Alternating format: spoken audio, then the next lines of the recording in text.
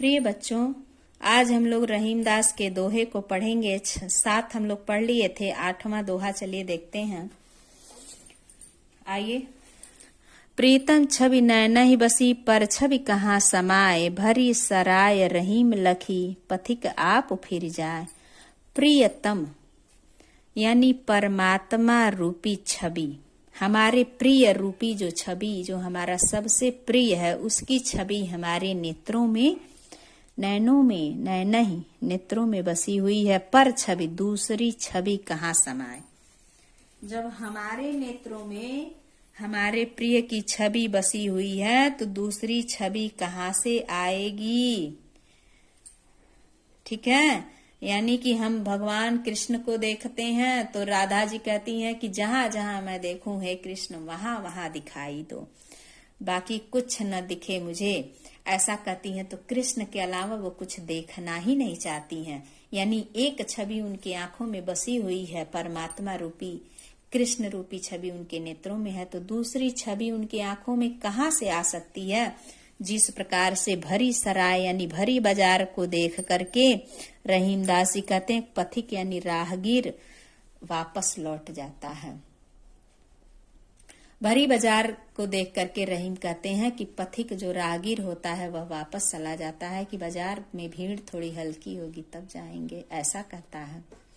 अगली पंक्ति, रहीमन धागा प्रेम का, मत तोड़े चटकाए, टूटे से फिर ना जुड़े, जुड़े गांठ पर जाए। रहीमदास जी कहते हैं, हे मनुष्य, यह जो प्रेम रूपी धागा है, प्रेम का संबंध है आपका, उसे तुरंत नहीं तोड़ देना चाहिए।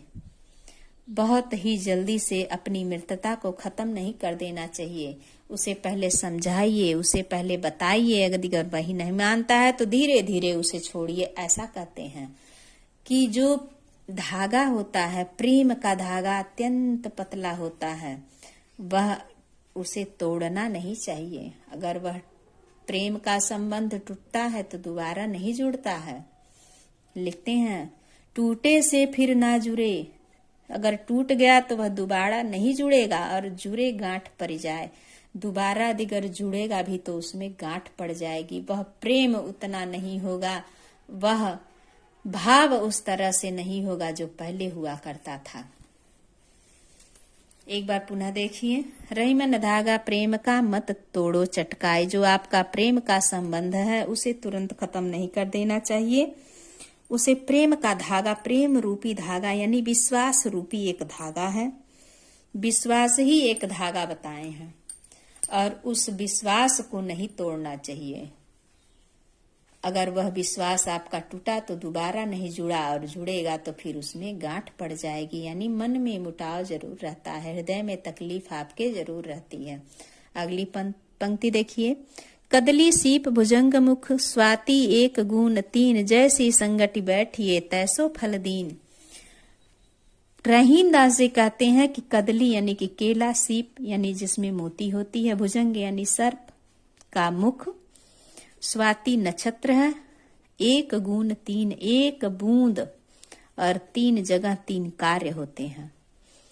यानी कहते हैं कि जब केले पर स्वाति नक्षत्र के जल का एक बूंद पड़ता है तो वह क्या होता है, कपूर बन जाता है। सीप में पड़ता है तो मोती बन जाता है, जो समुद्र में से सीप की मोती निकाली जाती है वही सीप मोती बनता है। भुजंग मुख, सर्प के मुख में यदि अगर पड़ता है स्वाति नक्षत्र की एक बूंद तो वह विष बन जाता है।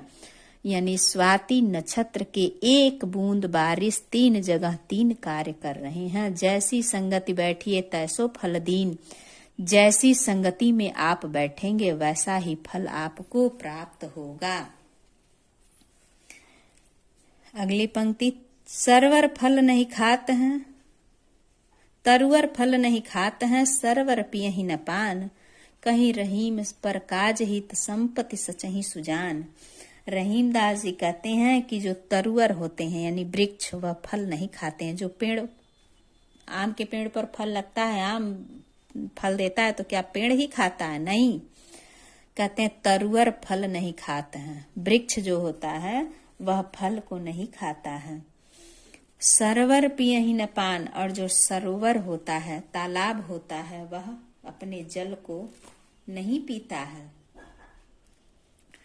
कह रहीम पर काज हित। रहीमदास जी कहते हैं पर मतलब दूसरे के काज के हित कार्य के लिए संपत्ति सचही सुजान। दूसरों के हित के लिए जो संपत्तियों को बचाते हैं वह क्या होते हैं? वह सबसे बड़े महात्मा होते हैं, वही सच्चे मनुष्य होते हैं। अगली पंक्ति देखिए। रहीमन देखी बड़ेन को लघु नदी जे डारी। जहां आवे सुई कहाँ करी तलवारी। रहीमदास जी कहते हैं कि रहीमन देख बड़ेन को, बड़े को देख करके, लघु यानी छोटे को, न दीजे डार, उसे फेंक नहीं देना चाहिए, उसे हटा नहीं देना चाहिए, उसे बिसरा नहीं देना चाहिए। रहीमदास जी कहते हैं बड़े को देख करके छोटे को भुलाना नहीं चाहिए या हटाना नहीं चाहिए, फेंकना नहीं चाहिए।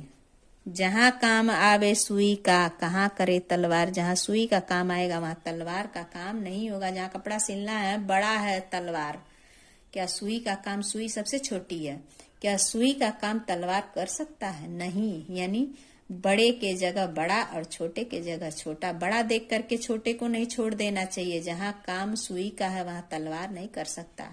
ऐसा उदाहरण देते हुए कहते हैं। अगली पंक्तियां देखिए। यूं रहीम सुख होत है बढ़त देख निज गोत। ज्यों बड़री अखिया निरखी आखिन को सुख होत। रहीमदास जी कहते हैं कि यूं रहीम सुख, रहीमदास जी कहते इस प्रकार से सुख होता है, सुख प्राप्त होता है। बढ़त देख निज गो, अपने गोत्र खानदान कुल को बढ़ते हुए आगे देख करके ऐसे सुख प्राप्त होता है जैसे बड़री अखिया निरख, बड़ी बड़ी आंखों को देख करके आखिन को सुख होत, मेरे आंखों को सुख होता है। यानी जब अपने कुल खानदान को आगे बढ़ते हुए, गोत्र को आगे बढ़ते हुए हम देखते हैं तो हमें अत्यंत प्रसन्नता होती है। कैसे? जैसे किसी के मुखमंडल पर बड़ी बड़ी आंखें देख करके मेरे आंखों को सुख प्राप्त होता है, वैसे। अगली पंक्ति देखिए। रहीमन ओछे नरन ते तजो बैर अरु प्रीत। काटे चाटे स्वान के दुहु भांति विपरीत। कहते हैं रहीमदास जी की ओछे यानी नीच, नरन यानी व्यक्ति, ते से, तजो छोड़ दो, बैर, बैर का क्या होगा? व्यवहार में आपके बैरता यानी दुराव, अरु प्रीति और प्रेम। रहीमदास जी कहते हैं कि जो नीच व्यक्ति होते हैं उनसे न तो बैर करना चाहिए न ही प्रेम करना चाहिए। काटे चाटे स्वान के, स्वान का अर्थ होता है कुत्ता।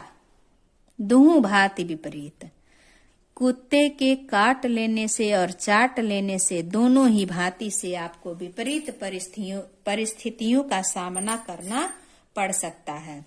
कुत्ता अगर काट ले तो उसके दांत में विष हो और चाट ले तो उसके जीवा में विष पाया जाता है, जीभ में विष पाया जाता है। यानी दोनों ही भांति से आपको विपरीत ही परिस्थिति का भागी होना पड़ेगा। हानिकारक, विपरीत परिस्थिति यानी हानिकारक परिस्थिति, हानिकारक ही होता है।